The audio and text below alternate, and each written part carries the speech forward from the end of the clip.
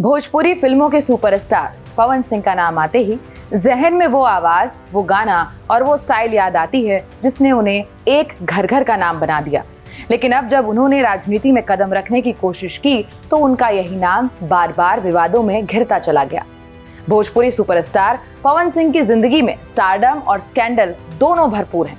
चलिए आपको बताते हैं कि कैसे पवन सिंह के गले की फांस बन गया महिला मुद्दा और सियासत। नमस्कार, आप देख रहे हैं भारत एक्सप्रेस और मैं हूं आपके साथ अक्षया पाठक। अब सोचिए, एक इंसान के करियर को सिर्फ सियासी गलती नहीं बल्कि उनकी निजी जिंदगी भी तोड़ रही है। पवन सिंह की जिंदगी में महिलाओं से जुड़े विवाद आए दिन होते रहते हैं। उनकी पहली पत्नी नीलम सिंह शादी के कुछ महीने बाद ही मुंबई में संदिग्ध हालत में मृत पाई गई।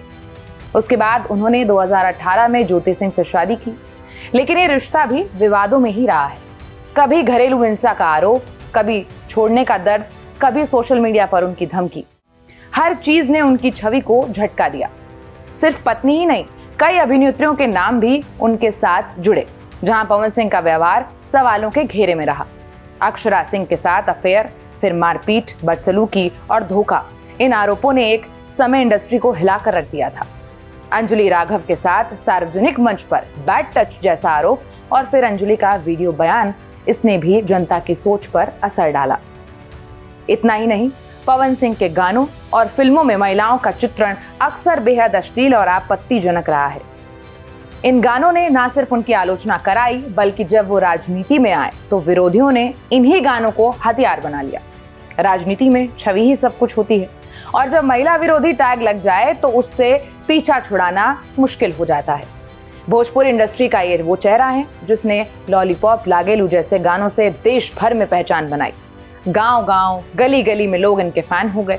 स्टेज शो से लेकर सिनेमा हॉल तक पवन सिंह की मौजूदगी मतलब हाउसफुल।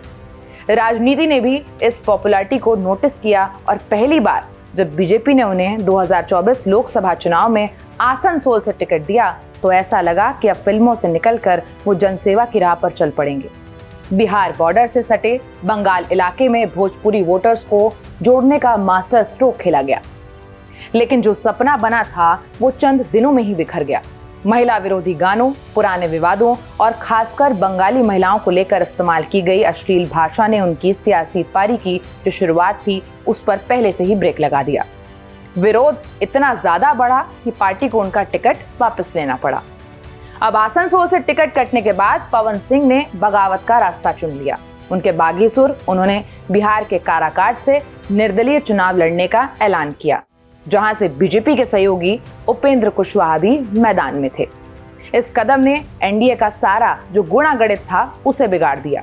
वोट बढ़ गए, कुशवाहा हार गए और जीत मिली सीपीआई एमएल के राजा राम सिंह को।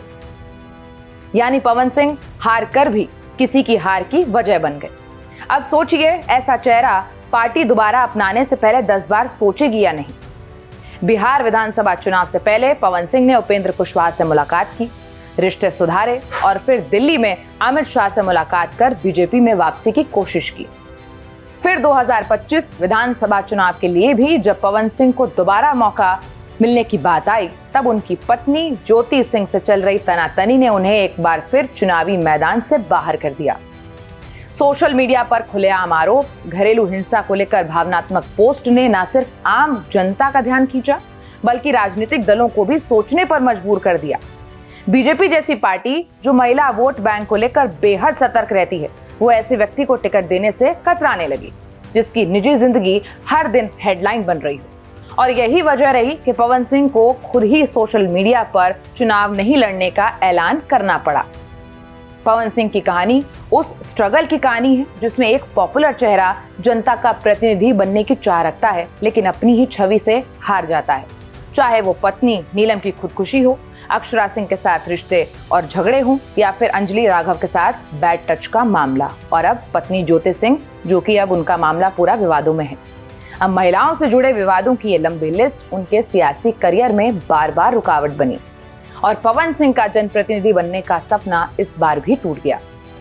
अब सवाल ये है कि क्या पवन सिंह कभी राजनीति में दोबारा एंट्री ले पाएंगे या ये विवाद उनका करियर हमेशा के लिए डुबा देगा? ये तो आने वाला वक्त ही बताएगा। मेरे साथ फिलहाल इतना ही। देखते रहिए भारत एक्सप्रेस।